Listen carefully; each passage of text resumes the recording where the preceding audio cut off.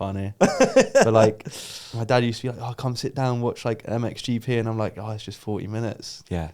I'd rather just go like ride or do something else. That's good, man. Yeah. You study it though, don't you? Yeah. I think of you as someone who, just through mountain biking and riding with you, think about technique and think about what you're doing. Oh, 100%. Was that the same in moto? 100%. But I wouldn't study like a whole race so much. I'd go find whoever's fastest, find a clip of them, slow it down, watch where their feet are, you know, see if you can see how much they're braking, what their arm position is, whatnot. There's great analysis now of particularly with Jet, I think. There's really cool analysis of like exactly what you said. Foot position through the whoops was super interesting. Yeah. And like how they fatigue later in the race and stuff like that. I love all that shit. I could talk about that stuff even in mountain biking, like bike parts and stuff, less so, but I really love like technique. I think it's interesting. What's cool about mountain bike over motocross with that? Motocross is more of this one technique works, this one that's right, most other stuff's wrong. Whereas I find with mountain bike, it really depends on your style a lot, but like so many different techniques work, which is really cool because you can look at like 5 different people all go through one section at the same time, like same speed, but all their techniques are different. And you're like, how is that even possible that you can be thousandths within each other, but all doing something different? Yeah. Whereas motocross, it's much more like balls on the feet, attack position.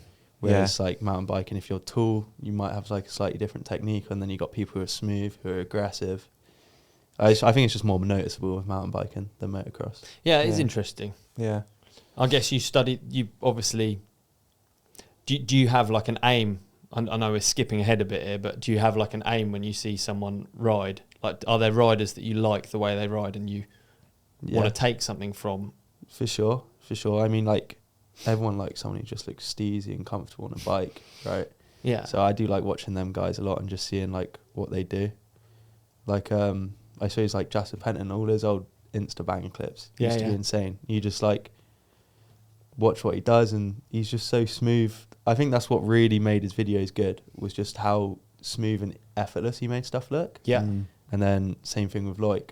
Watching him in person is like nuts, because you can hear when he brakes, and like you watch him come in and he's brake really hard and you're like, oh, he's cooking, but like he's braked so early, but then he just lets off, and like you're stood in the main part where everyone else is still braking, he's just like let off and he's gone past, and you're like, has he got a motor in that bike? Where's he just picked up all that speed from?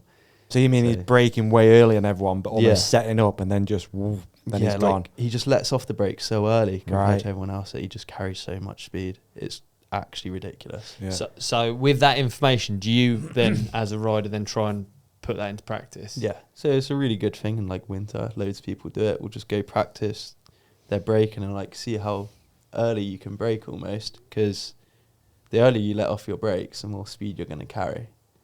If you simplify it. I love that. It's like instantly that's something that I try and brake as late as possible. Yeah. Everywhere, because I'm not really trying to go quick. I'm just trying to... Yeah. So there's definitely a balance.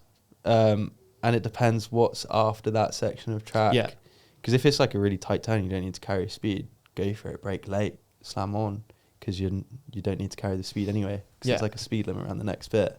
But if it's like a fast open section, you want to be carrying as much speed as possible you need to get off those brakes as early as possible. I tell you what, I love this stuff. I love this chat. When we go for rides, we always end up getting stuck on it. I absolutely love it for some reason. Yeah. It's sort of, it sort of proves you do actually love biking, eh? If you can get that much out of a straight and a corner, and you can really dissect it all. Anything. And so many riders that I sort of admire the way they ride, I like it as well. Just pick up on tiny little things, and you'll just be like, oh, you notice as well. Yeah. Or I can't put them into practice like probably you can, but I can definitely notice things, and I think that's rad. Yeah. Right, so can we go back to Team Green now? Please.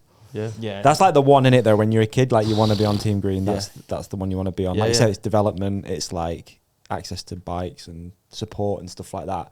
Obviously, I'm a lot older than you, but that was my goal when I was a young kid. I was like, I just want to be on Team Green. Yeah, because all the cool kids were on it, man. Tommy Searle, all those kids that came through like Team Green. So yeah, how long were you on Team Green for? I don't think I was on it. I'm trying to remember now. I obviously remember the 65s. I was probably on it for a couple of years or so. What an episode. You did really well there. Oh, thanks, dude. Yeah. Do you know what would finish it off? What? If you could put some sort of link over my face. Yeah, I can do that. I could put a video up on Ollie's face of an episode we think you'll love. Is it on now? There is a subscribe button here on this chair, and on my face, another video we think you'll love. Thank you. We appreciate you. There's nothing in the chair now. Subscribe.